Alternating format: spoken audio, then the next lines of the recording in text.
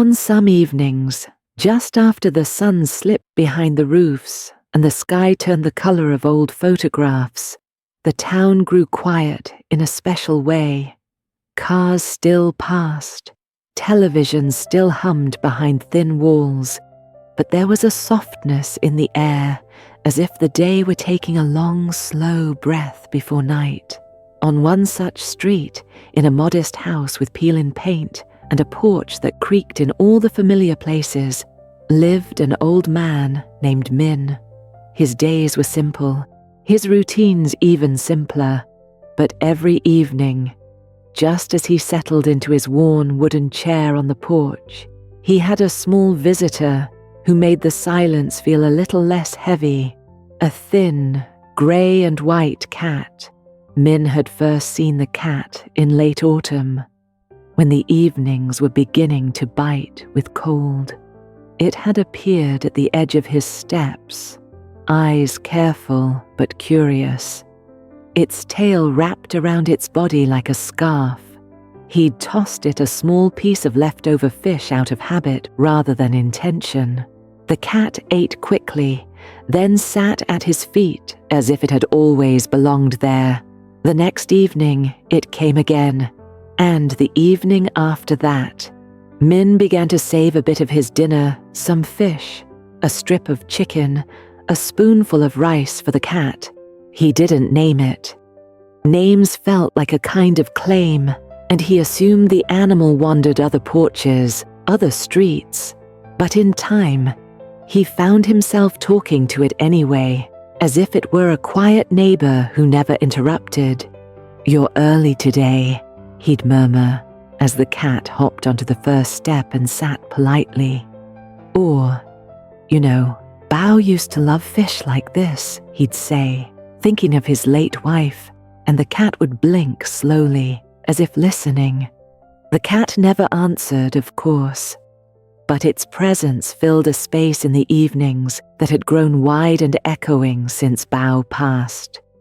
And since their daughter moved to another city for work, the house that once held voices and clattering dishes now held mostly memories and the ticking of the kitchen clock, the gentle crunch of the cat eating, and its soft rhythmic purr felt like new sounds in a place that had been too quiet for too long. Over months, a ritual formed. Every day at sunset, Min wiped down the small table on the porch, set a saucer of water near the steps, and placed a little plate with whatever he could spare. Then he would ease himself into his chair with a sigh, the boards under him creaking like an old friend stretching its back, and, as if following a script they'd both agreed upon, the cat arrived. Sometimes they sat together in silence, watching the street lamps flicker on. Other nights, Min would talk. He spoke of the past, of the crowded house during New Year, of working at the factory, of the noise of family gatherings. He shared small frustrations, his aching knees, the stubborn cupboard door, the difficulty of keeping plants alive. The cat listened the way only animals can completely, without judgment, without advice. One cool evening, after a light rain that left the pavement shiny, Min waited on the porch as he always did. The water on the steps reflected the sky, and the air smelled like wet soil and distant cooking. The little plate sat on the second step. The cat did not come. He waited through the streaks of orange fading to blue, through the blue fading to black. He checked the time on his old wristwatch, although it didn't matter what hour it was. He stayed out longer than usual, the night air settling into his shoulders, his cardigan no longer enough. He went back inside, leaving the plate where it was. "Maybe tomorrow," he said softly, to no one in particular. The next evening, Min tried again. Plate, water, chair, sunset. But the steps remained empty. The food cooled and dried. A dog barked down the street. A motorbike rattled past. Neighbors' doors opened and shut. The world carried on, but the absence on his steps grew louder with each minute. On the third night, Min's chest felt tight in a way that had nothing to do with age. He put out the food again, though his hands moved slower. He sat, staring at the street, at every shadow and movement, thinking, maybe now, maybe that's it. But each time, it was a crumpled leaf, or a passing car, or nothing at all. After a while, he noticed something he'd never really taken in, the light glowing from the house directly beside his. It was close, just one thin wall, and a few meters of air separated them, yet it felt as far as another world. He knew a woman lived there. He'd seen her in passing, mid-50s, hair always tied back, carrying groceries or laundry. A quiet nod in his direction, but nothing more. He didn't even know her name. As he sat there, eyes wandering between the empty steps and the neighbor's warm rectangle of light, a thought whispered through him. Maybe they've seen the cat. The idea seemed simple enough, but it landed in his chest like a stone. He hadn't knocked on a neighbor's door in years. He couldn't remember the last time he'd visited anyone just to talk. Life had slowly shrunk to the space inside his own walls and the few meters of his porch. He stared at their shared fence. The cat might have wandered into her yard. It might have found a new source of food, a new lap. It might have. He didn't finish the thought. Another evening passed. The plate came back inside, untouched. On the fourth day, just before sunset, Min stood at his kitchen sink and washed the small dish he always used for the cat. He held it in his hands for a moment, water dripping from the edges, and felt the quiet pressing in. A strange mix of worry and embarrassment rose in him. It's just a cat, he thought. Just a stray. But his heart knew it was more than that. He dried his hands slowly, folded the towel, and placed the dish on the counter. Then he did something he hadn't done in a very long time. He put on his shoes, smoothed his thinning hair with his palm, and stepped off his own porch knot to go to the market or the clinic, but to walk the few steps to his neighbor's front door. The short distance felt longer than any road he had walked in years. He stood there for a while, feeling the evening air move around him. He raised his hand to knock, then lowered it again, thinking, this is foolish. Go home. It's only a cat. You're bothering people. He almost turned back. But loneliness is a heavy thing, and it sometimes takes only a tiny bit more weight to make someone move. He took a breath and knocked. There was a shuffle inside, the soft thud of footsteps. Then the door opened a crack. The neighbor peered out, then opened the door wider when she recognized him. "Oh," she said, surprised. "Hello, Uncle Min."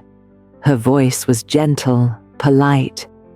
"Good evening," Min replied, suddenly very aware of his wrinkled shirt, his nervous hands. I'm sorry to bother you." "You're not bothering me," she said. "Is everything okay?" He swallowed.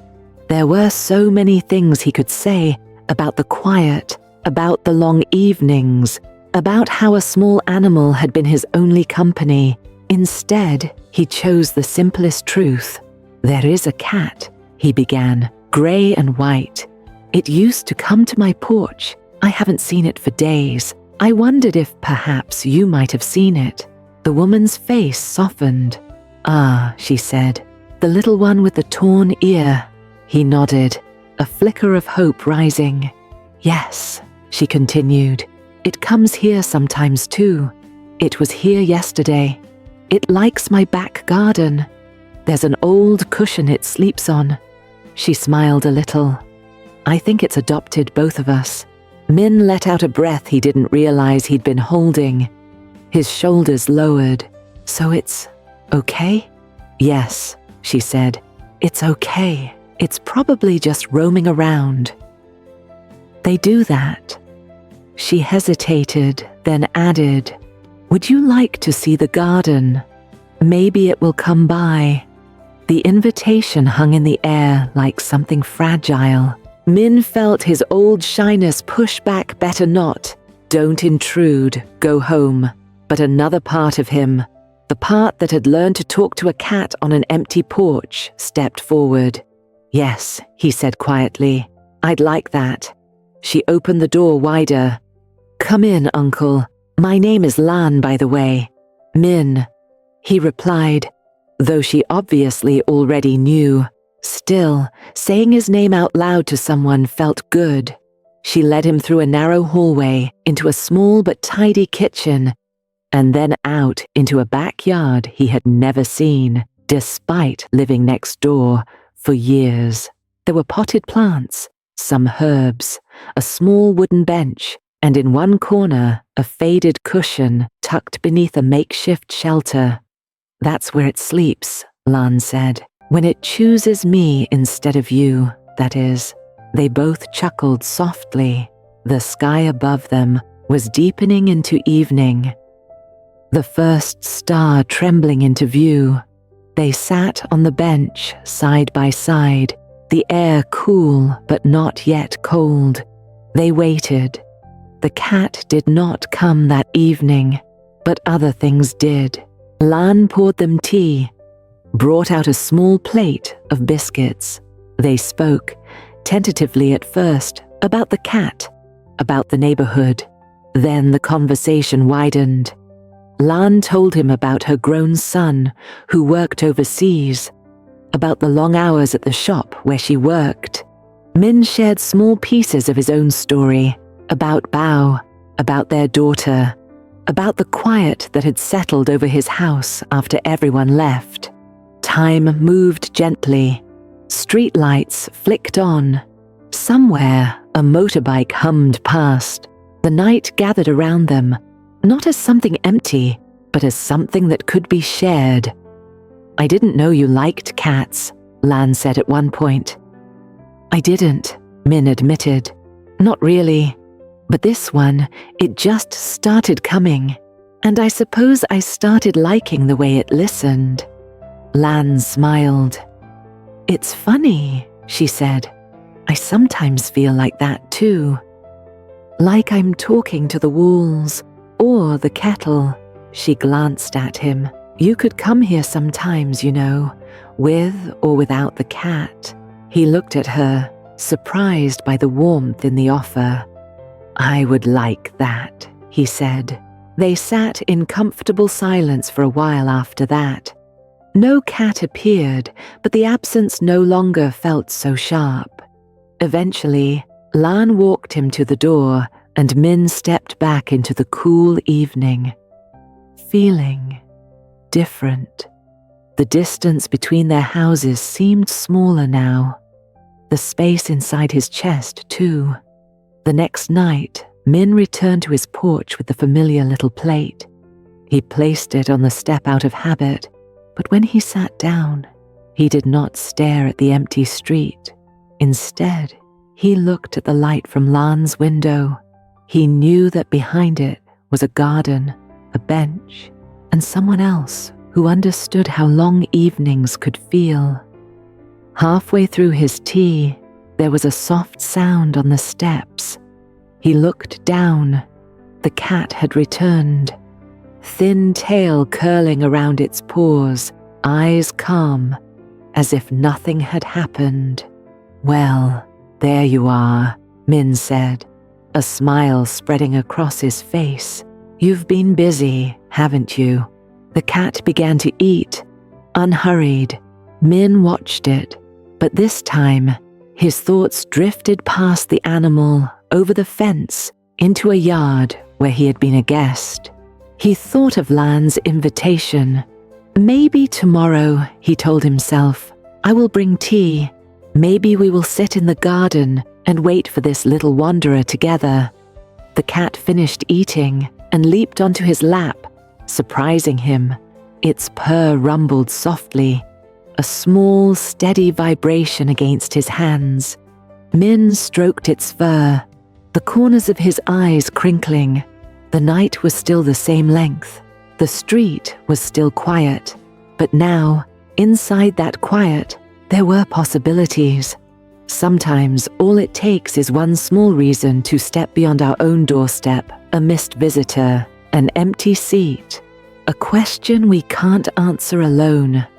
And in the simple act of knocking on a door, of letting our voice bridge the distance, we discover that our loneliness was not a wall, but a curtain waiting to be gently pulled aside.